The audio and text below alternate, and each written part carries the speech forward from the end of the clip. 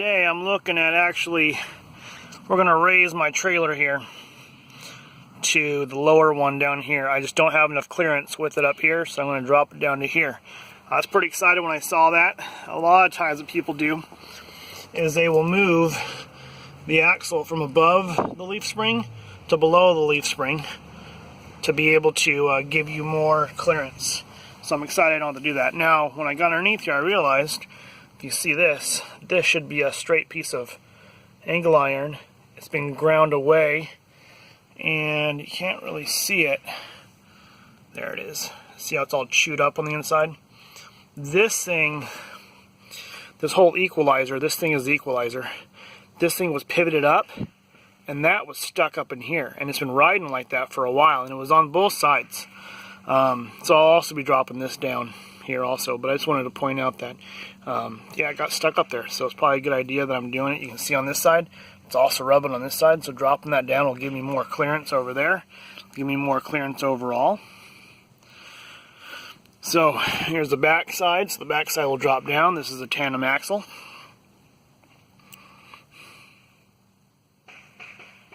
So I've already done the other side, so I have an idea how to do it, so I'm going to go ahead and start pulling it all apart. Now, the one thing that I realized on the other side when I tried to put it back together, everything was so stiff. Now, this one on the back side, you can't really see it. I'll show an example here in a little bit. There's actually some Zerk fittings to be able to grease them. No one has ever greased this axle. Well, the axle, yes, but the leaf springs and the equalizer has never been greased, so it just rubbed away. There's some little bushings in there that were just totally gone on the other side, so I'm pretty excited that I'm going to go ahead and swap this out. That way I don't have to worry about it again. I got a grease-free setup that I bought. So the way that it works is you don't actually have to grease it. What you do is there's some nylon bushings that go in there, and the nylon bushings allow it to pivot and move. Now, if I was doing stuff like if I had a dump trailer, doing lots of load, or doing just a lot of usage, I'd probably want to go back to something like a grease fitting, or just keep an eye on the new system. So the new system should last me about 10 years, so I'm happy with that. So let's go ahead and get going. I'll go ahead and show you guys the finished product here. Again, we're going to be dropping it from up here, which is the lowest setting, to the highest setting. That's going to give us, I think, about 3 inches. I never measured it. I should have, but I didn't. So we'll see how much it gives us. The middle one will drop down to the 1, and the front will drop down also to the lowest point. Okay, so I just disassembled this one side. There's a bushing in there that you have to pound out, so it's easier if you press, but you can see the rim there. So you just push that out. We'll be replacing that with a nylon bushing. So I took this one out, got to replace that bushing also, so I'll pull that one out. And I got a jack to support it, so we'll go ahead and pop those out. Okay, so I got the other piece out.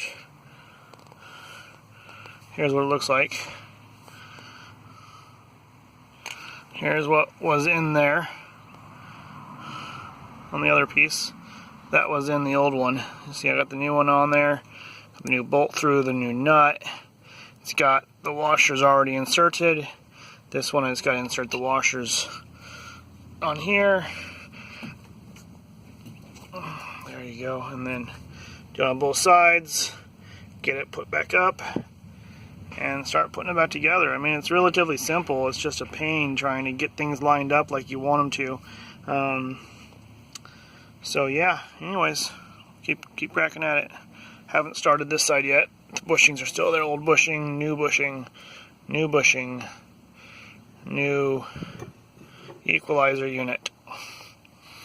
So the trick that I was told also is when you tighten up these bolts, tighten them as tight as you can get them, then back them off a little bit to allow it to move just a little. You probably can't move it by hand, but just back it off just a little bit, so that way you have a little bit of a gap there, so that way things can move freely. You don't want to be too freely, because then they'll go sideways and they'll be knocking and stuff. So we'll see how it goes. That's what the guy at the repair store told me. So we'll keep cracking here. All right. Oh, and one thing you can notice is I got this block here. It's not even holding it. So look at this. This is stuck up here. That bolt. That means it's seized. This thing should have tried to drop down.